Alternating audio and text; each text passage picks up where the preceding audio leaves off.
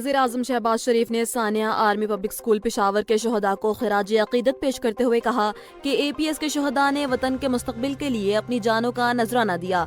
उन्होंने कहा कि ये सानिया कौम के लिए एक सख्त आजमाइश था, मगर इसने हमारे हौसले पस्त नहीं किए और पाकिस्तान से दहशतगर्दी का मुकम्मल खात्मा ही इस सानहे का हकीकी इंसाफ है।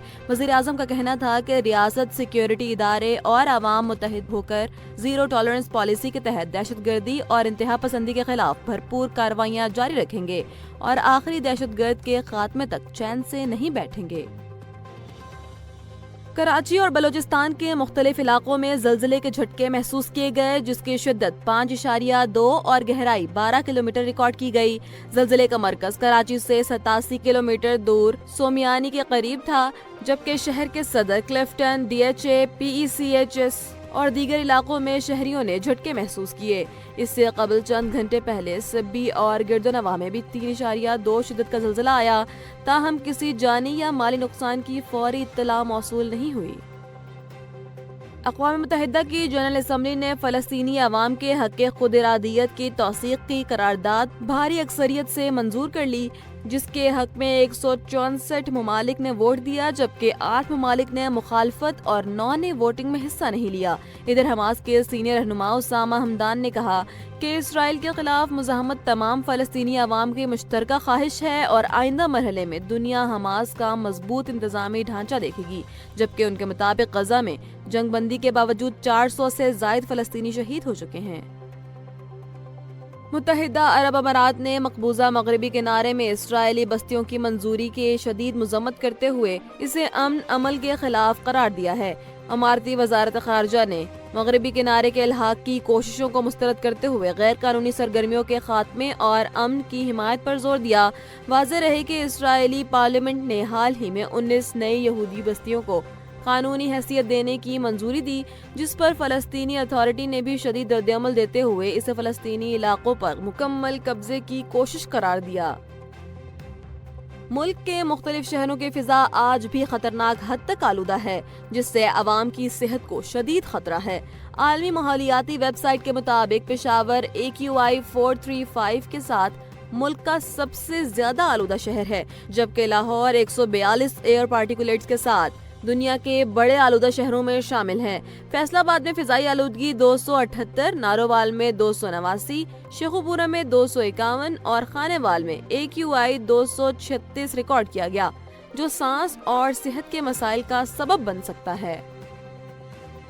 ऑस्ट्रेलिया ने एशियन सीरीज के तीसरे टेस्ट के लिए प्लेइंग 11 में 2 तब्दीलियां की हैं, जिसमें कप्तान पैट कमिंस के वापसी और नेथन लेवन की शमूलियत शामिल है। पैट कमिंस कमर की तकलीफ के बायस पहले 2 टेस्ट मैचेस में शरीक नहीं हो सके थे। माइकल नेसर और ब्रेंडन डोकिट प्लेइंग 11 में जगह नहीं बना सके, जबकि उस्मान ख्वाजा को भी एक बार फिर नजरअंदाज किया गया है।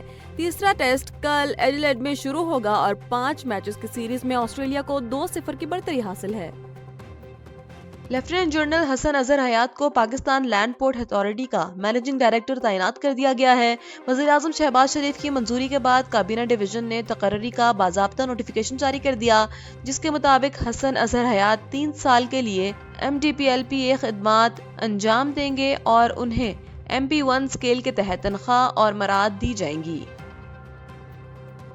वफाकी वज़ीर दाखिला अताउल्लाह तारड़ ने कहा है कि यह तहरीक इंसाफ का वोटर मायूस होकर घरों में बैठ चुका है और अब पार्टी की कॉल पर अवाम बाहर नहीं निकलते।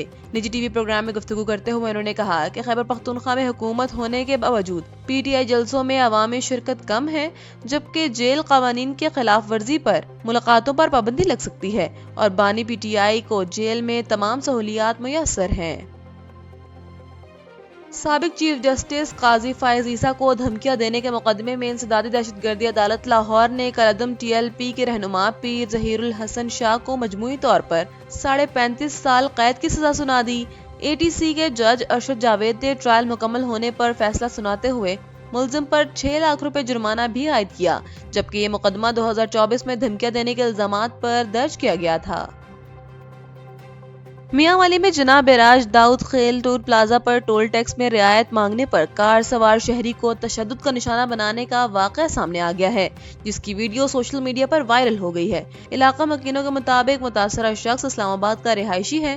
عینی شاہدین کا کہنا ہے کہ کار سوار شہری راستہ بھٹکنے کے باعث 4 مرتبہ ٹول پلازا سے گزرا اور ہر بار مقررہ ٹول ٹیکس ادا کیا۔ آخری بار اس نے رعایت کی درخواست کی تو ٹول پلازے کے عملے نے مبینہ طور پر اسے تشدد کا نشانہ بنا دیا۔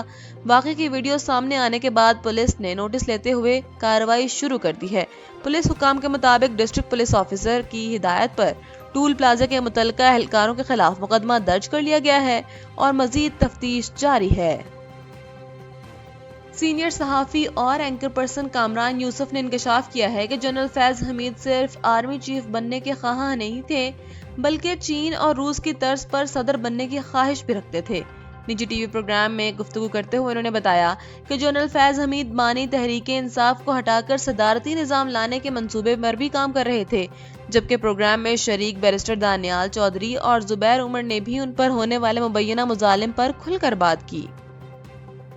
پیٹرولیم مصنوعات کی قیمتوں میں رد و بدل کر دیا گیا ہے۔ وزارت خزانہ کی جانب سے جاری نوٹیفیکیشن کے مطابق ڈیزل کی قیمت میں فی لیٹر 14 روپے کمی کر دی گئی ہے اور نئی قیمت 265 روپے 65 پیسے مقرر کر دی گئی ہے، جبکہ پیٹرول کی قیمت 273 روپے 45 پیسے برقرار رکھی گئی ہے۔